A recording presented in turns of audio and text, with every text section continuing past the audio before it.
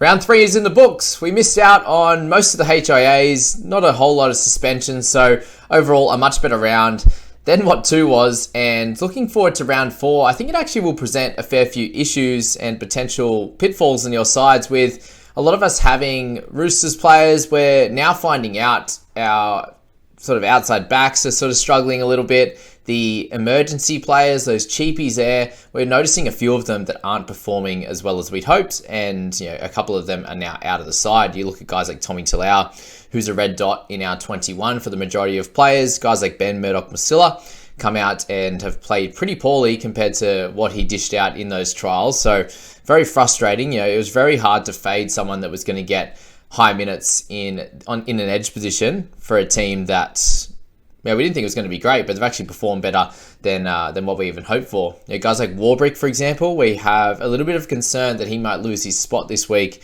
especially with how pissed Craig Bellamy was at the end of that game. You're looking at this People squad, for example, and guys like Isaiah Katoa scoring sort of okay at best. He's up a little bit of cash now, got down to 220 and now is up to 253. But Ben Murdoch-Masila is there. We've got Dury out injured, so that's something that we need to contend with. Tommy Talau, and then hopefully Jackson Ford comes back into this side, especially with Curran out for a little bit of time as well with this hip pointer injury. We're sitting there with Adam Doueihi, who is carrying a bit of a foot issue, and it sounds like it's something that he'll be able to play through, but isn't delightful there, and he did get moved back to fullback. So again, another worry that we have to look at in this side. So overall here, we're looking at a team that hasn't performed too well over the first few weeks there, with 775 in this one, an overall rank of 31,741. Now that is not good at all. So as I said there, we've got a bunch of players that we need to stress about, a lot of lower scores in here. You're looking at our half position. Cleary and Doueihi is awesome. Carrying Tanner Boyd, thankfully he did come out and scored the 42. He did come back from that HIA. But we're looking at a captaincy option that didn't pan out. If we picked someone like Payne Haas, then there's an extra 30 points we would have in our side. We'd be sitting with an 805 and not stressing too much with an overall rank sort of in the low 20,000s, which again, with this start is not very good at all. This People squad is very much used to starting really well. We're very much a team that kicks off in that top 1,000, and all blame should go to Scoop. What do you guys think? Nah, we love that, man. The People, we got to step up. So if we're looking at this squad, what trades would we make? We do have 167k in the bank. Just have that in mind, guys. You're looking at the hookers, the mids there. No stress there at all, with obviously Haas and Carrigan both scoring lower than what they have in previous weeks. We did bring in Torhuld this week, and the 51 still got the 80 minutes. How long can he play 80 minutes for? That's going to be the big question mark here. We're looking at that position, and we're not worried about those two at all. We have the cover in Boydie for our hooking position, which is great. We've got plenty of cover in the mids. If you're looking at the edges, obviously Trent Leoro didn't have a terrific game, but you've got Preston and Katoa there. So clear, great options in that one. 40 is cover. Trent Leoro as well in that position there. We obviously traded him in, I think, round 2 as well, so he hasn't performed super well in that time since we've traded him in. So, yeah, look, most of the guys we brought in haven't performed to their peak since we've popped them in, which can happen time to time. We look at the halves position, and Adam Doueihi and Cleary is not a stress there. Awesome. But Doueihi, if he potentially plays one or he's carrying a bit of an injury, is a slight worry. But, with Laurie being back fairly soon, I don't think that fullback chat is going to be around for too long. Harley Smith-Shields is obviously a bit of a low one as well, with the 20 that he picked up in this game. There was a fair few points scored in this one, but obviously against the Sharks, Jesse Ramian on his side there, it's not an easy matchup, and it's something that we need to address in this side, is that centre position. So the 167k in the bank, how can we address this centre position? Guys like Jack Bird could be obviously a solid one, but who would you trade out in this side? Matt Dury would be one for sure. Where else would you go? Tanner Boyd, it's probably worth holding him as cover for the half and the hooking position until he's out next week in round 5. I'd probably suggest that. Guys like Ben Murdoch-Masila and Tommy Talau are guys that we're not looking to keep long term, but that 167k, it kind of gets us up to maybe a Sloan or a Perham. But other than that, what kind of options can we have there? Our wing fullback guys cannot play in the centres. So, as I said, where do you move from here? And that is a slight worry. Do you move on from guys like Ford just because he is that little bit more expensive? Tamari Martin, thankfully for us in this People squad, came out and had a good game and got the 52. But yeah, all the top guns. That's a slight issue with having a lot of money up top, which we're seeing at the moment, is a lot of these guys now are trying to move on. A lot of players are trying to move on from mid-range guys, some keeper level guys. Like we saw Cleary get traded on last week for guys like Reece Walsh, for guys like Preston, to free up some money for the centres and the wing fullback. And it's just something that we don't have a lot of cash available for. So yeah, very, very tough times, I think, for the People squad, and some decisions need to be made here. Do we free up a little bit of cash? If Dewey is hampered by an injury, do we go down from him to an SJ to someone that little bit cheaper, for example, and allow us to upgrade one of our centres? That could be the way we play it. We have banked one trade so far.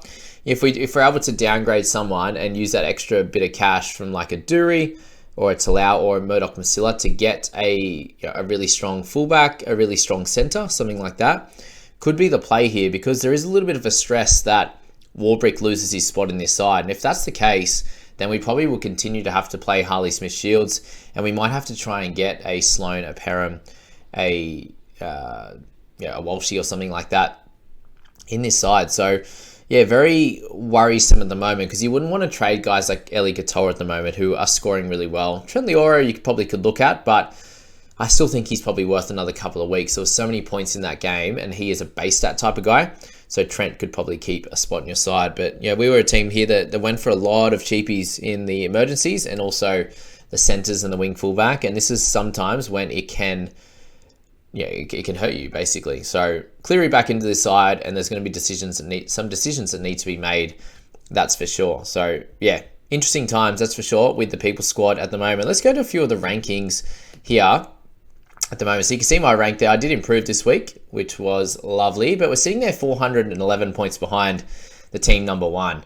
Squad value and team value is something that's very important. So I'm sitting there with 112k in the bank, which is nice and probably needed.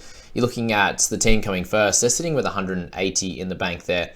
11.2 is the squad value, and the team pretty solid, to be honest with you. You've got Harry, you got Murray and Haas up top. Fafita and Gilbert with plenty of cash in that position. Started great, obviously, with Johnson and Trindle. Trindle's another player that most likely this week, I hope so, we have to make a decision on with Heinze coming back. But he's done a great job. He scored really well after that 30-odd in the first game. Back-to-back 54s, and picks up 142k in price rises. So does he end up on the bench? I'm not exactly sure. He probably deserves to have a spot in this side, but he's someone that needs to be most likely traded out. Perham, Trbojevic, Walsh and Sloan in this squad, and playing Warbrick on the bench there. Keeping Liam Martin on the emergencies, who obviously has had a couple of good games for this number one team to start off with. Sonny Luke in there, Isaiah Katoa and Khan Pereira. So although even these cheapies that we didn't think were going to go too well, they've actually made a little bit of cash. Khan Pereira's up to 234 now. Happy days for him. Sloan's done a great job to kick things off, 324. Perham's in there at 369. Cartwright obviously there as well, who picked up a couple of points overnight. And Matt Dury went down the one, which was a little bit annoying, but is what it is on that one. Yeah, started with Hammer as well at 489 now, has gone up plenty of cash. So obviously he's picked all of the right players, whether it was starting with in round one or trading to in rounds 2 and 3. If you're looking at all the squad values, 11.2, you've got 10, basically 11 there. You've got 11.1, almost 11 as well, 11.1. So really, majority of the teams haven't been super successful, especially scoring that many points in their team value building. This team number 7 has 3.73. So, sorry, 11.37 there in the total team value. And that's obviously 600k away from my squad, which can definitely make up that. But that's the biggest issue with starting a little bit poor, is you got a bunch of guys going down in value. If you're not trading them out, it's not the worst thing ever, but you want to be improving that week in, week out, and obviously missing out on Trindle and a couple of my guys not scoring super well. Hasn't worked out great for me there, but they're all the squad values, and we'll go to our third teams here in this one and discuss them. Harry Grant up top, Hopgood, Stefano Utokumanu, that worked out well, obviously, with that try last week and the big tackle numbers. This one, starting with Teague over Butcher, definitely the play. Hammer, Latrell has been good. Tommy in the last couple of weeks as well. Mitch Moses the week before last was good. Reedy, Cheekham, having Cheekham has gone up incredibly well. Obviously there. Played Blory, has Jack Hetherington has Talau, has Warbrick. So Hetherington, obviously not a great selection. Isaiah Katoa. Definitely a bunch of decisions need to be made in this team as well, because Blory doesn't have the start anymore. Does Jai Arrow come back this week? Katoa probably you don't want to play week on week. Hetherington, not great. Garner's obviously going to be helpful for him. Warbrick, not great at the moment. Talau, not great. So even teams like this still have a lot of issues in their side. So just keep that in mind, guys, that everyone is going through something in their squads, and it's not always perfect. This team is brought in Leo Thompson, which was obviously pretty cool. Started with Fafita, started with Hughes as well, potentially. Will Penasini, another great option that I've been speaking about there. And the bench here, Kalamatangi, Cartwright, Katoa, and Carrigan. Just playing all the perfect players. Sitting there with Franklin Pele, Blory, Katoa, and Khan Pereira. So still not great either. You replace one of them with a Ben Maddox-Masila that I have in my side. And, everyone has, as I said, 3 to 4 issues in their side at the moment that need to be fixed up and improved. Jacko number 4. So we'll go through 4 and 5, and then we'll go back to my side there. An 828 in this round. So again, nothing spectacular. These guys are all averaging just under 900, apart from the leader, who has a 40-point lead to start off, Chris, who is a Cowboys fan. Good man. But in this side here, we've got Ruben Cotter at 38. So again, not great. Captaining Reed Marnie. Wow. Interesting. So, having Jack White, and who's not fantasy relevant. Other guys in here that are fantasy relevant. Obviously, Campbell Graham started really well.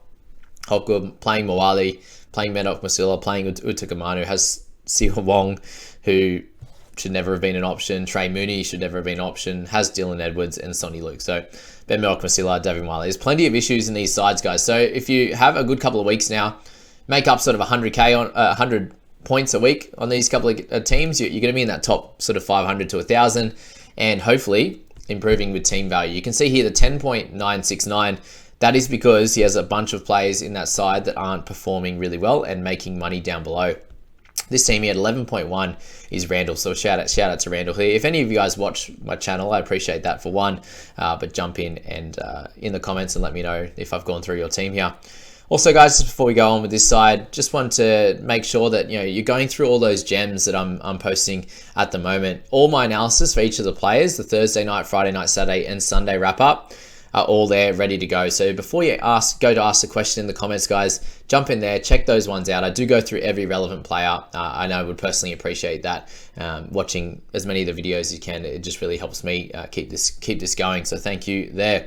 But this one, the final one of this top 5, Grant Carrigan, Gilbert Harris. Gilbert's definitely a solid option, guys. 624 now. He's a funky one for sure. Ilias, Trindle, Alamoti, Lemuelu, all great options. Tommy Dvojevic is 70, Payne Haas on the bench, Preston, King, Cotter, and again, some issues here in the back with Chans and Warbrick, Camprera, and Katoa. So that's the 5 there, guys, and we'll move it to my team now, and then we'll go through a couple of the leagues there as well. So my squad here in round 3, we picked up an 809 and was really happy with my trades. The only thing I could have done a little bit better was keep Tanner Boyd and trade out Egan Butcher, because I just thought that he would be able to. I was going to trade him out this week anyway, but I just thought he'd be able to outscore Tanner Boyd. Obviously didn't by 5, and now I don't have the cover, which I would have, if I went that way, I would have got rid of Boyd anyway. So 5 points difference, nothing crazy there. Brought in Robson, was really happy with that. 52 at halftime. Absolutely amazing. Picked up the extra 22. Wasn't anything crazy in the second half, but that's that. And also Tommy Chester. So got him for 35 points. That was helpful. The trade outs there were Tanner Boyd, which is good, and Drinkwater, who, Chester's already scoring better than him. So happy days there. If you're looking at the side, I have 3 players out, and I did loot Matty Dury, who picked up the 29 and didn't play Maddox-Masila with the 13. So my bench picks worked out well this week, thankfully. If we're looking up top, Murray got his 63, which was much better than the week before. Tick. Payne Haas as captain, also a tick. The other options in this side would have been Murray. So he only got 2 points extra than that, which was cool. And then Robson was the other option there. Looking down the line, Egan Butcher has been a bad pick overall. He couldn't really played much worse for what we've seen from him. So unfortunate miss. Would have liked and preferred to have had someone like T. Wilton, who'd have about a 60k, 70k swing on him and sort of 10 points average better each and every week. But that is that. He had a really tough round 1, and so we'll be moving on from him this week. I do have the 112k, as I said, in the bank, guys. So that's going to be used over this week to get a centre. At a minimum, I need a centre with Suoli'i out. So I think we're going to hold him. He has the cover for the wing fullback, which is going to be good. Likely might need that over the next few weeks with guys like Warbrick maybe losing their spot. If he loses his spot this week, I need to get a centre and a wing fullback.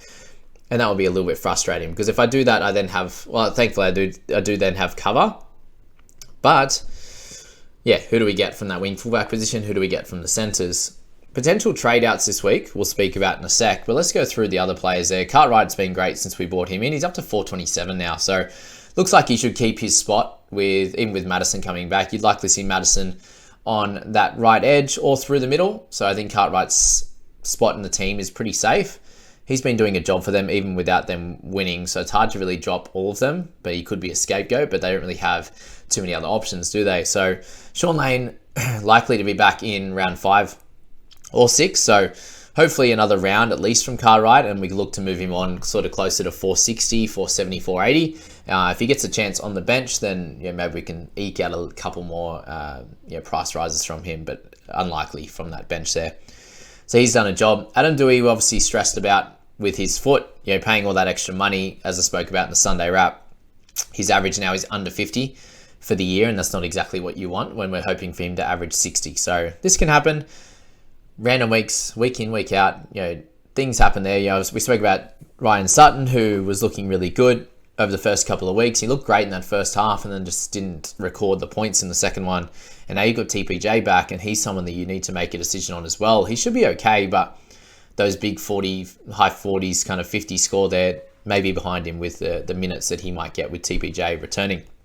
Lockie Ilias, we have made sort of like 40k on him and 2 average scores. So yeah, not great, but he's definitely someone that could use his money as a trade up or a trade down option over the next few weeks. And that's kind of the okay thing with having sort of mid-ranges there. It's easy to go up and down with those guys. If a good cash cow comes up, you could drop down, and it's easier to get to a 600, 700k type of player who's scoring well on your side. So that's the thoughts with Ilias at the moment. Keeping Cleary is going to be a godsend with Doueihi out. With Doueihi not playing amazingly last week, and just the Tigers merry-go-round as to how they like to play him and move him to centre, move him to fullback. What do we even say on Mr. Adam Doueihi and the Tigers debacle? They get a new coach and it all stays the same anyway. So, centre, as I said, Suoli'i out, so I'm going to have to get a centre this week.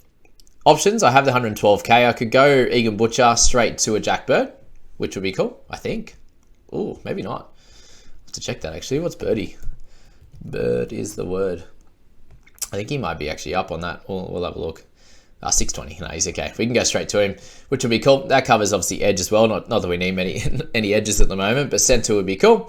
There's obviously guys like Hammer that could throw in at a cheaper price. There's Lemuelu, who looks like he'll get, if they don't fight Kafusi's charge, should get 3 weeks on that edge, and getting an edge back rower at a cheaper price could be good, because then I could upgrade elsewhere. Some general thoughts at the moment. If Warbrick still plays, I will hold him for this week. Suoli'i will come down to wing fullback once I have the centre locked in. Suoli'i for next week in round 5. He's going to be that up and down type of scorer, so I think we need to hold him after a 25. It'd be easy to rage trade someone like him with him having the buy, but I think Egan Butcher is in a position where there's so many other good edges that we can move on from him and pick anyone to get some cover, to get some good scoring, whereas Suoli'i, it's hard in that centre and wing fullback position to get good scoring at the moment, so I think he'll be okay going forward. So Bird, as I said, definitely an option there. I could move up from Ilias to a Johnson if I didn't go for Bird. If I went for Lemuelu, for example, I could go Ilias to Johnson. The other trade outs in the side, and the reason why I wouldn't do something like that is because we have Doueihi, who's going to be out long enough to trade him out. If it's patella, whatever it is, let's hope it's not ACL. I still haven't heard anything on him. But yeah, he'll be a trade out. He has made us a little bit of cash, 69k there on Matty. Ben Murdoch-Masila is the worry, 253k. Tommy Talau is the worry at 226. And the most important things at this time is obviously points, but it being able to generate some cash as well.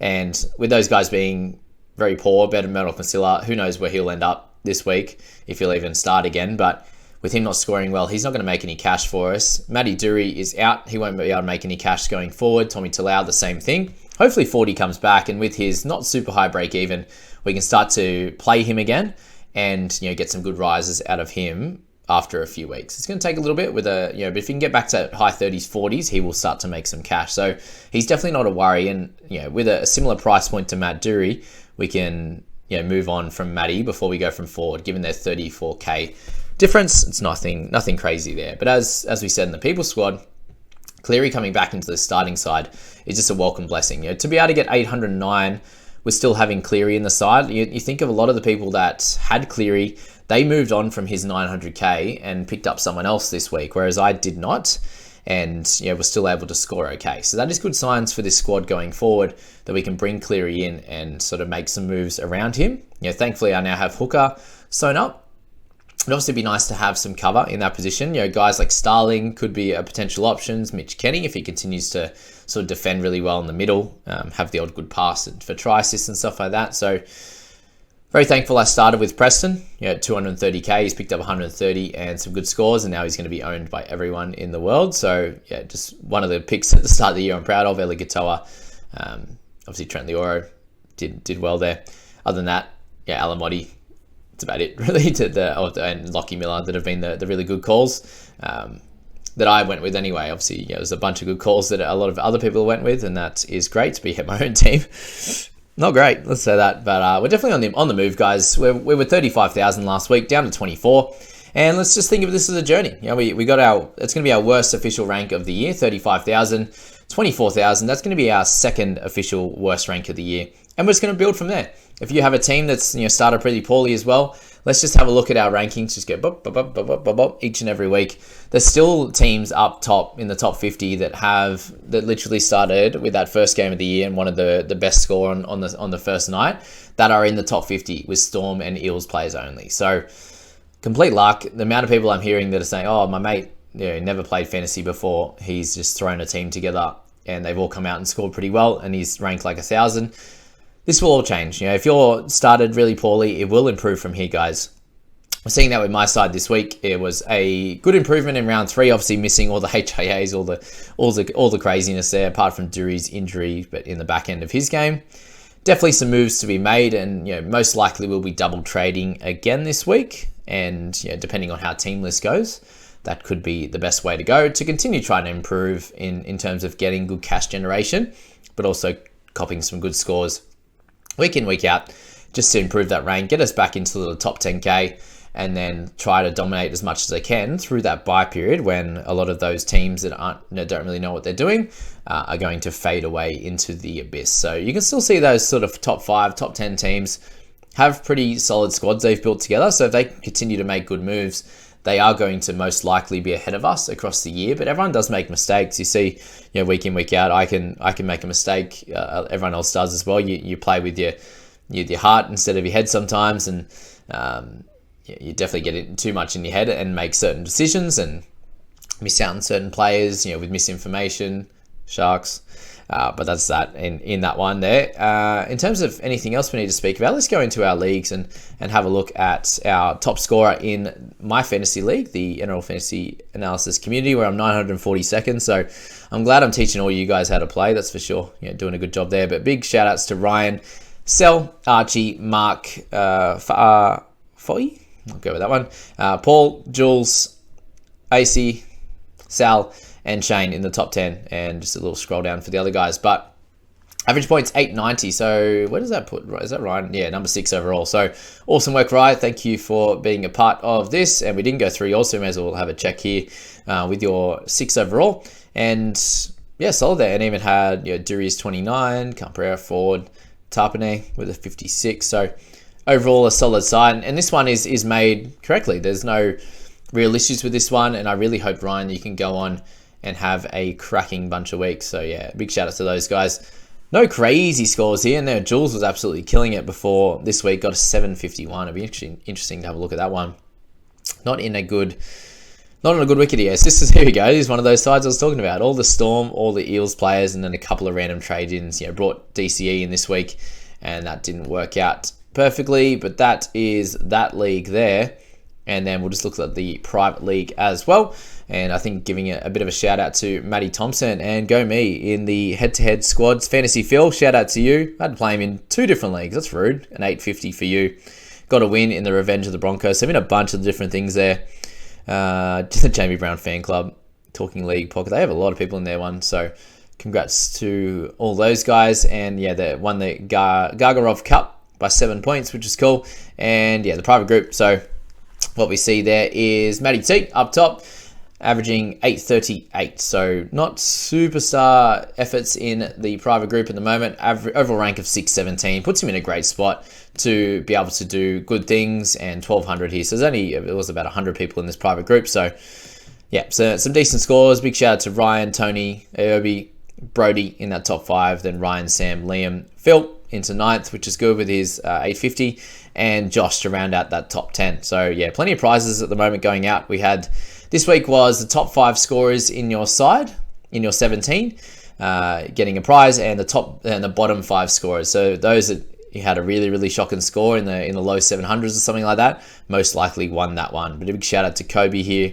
in 23rd position with an 885, and some good scorers there. But that's the round results video, guys. As I said, plenty of moves that you can make to very much improve your squads going forwards, and I hope you are able to do that over the next few weeks and get your position right back up near the top of these leaderboards. Good luck all, and have a good one.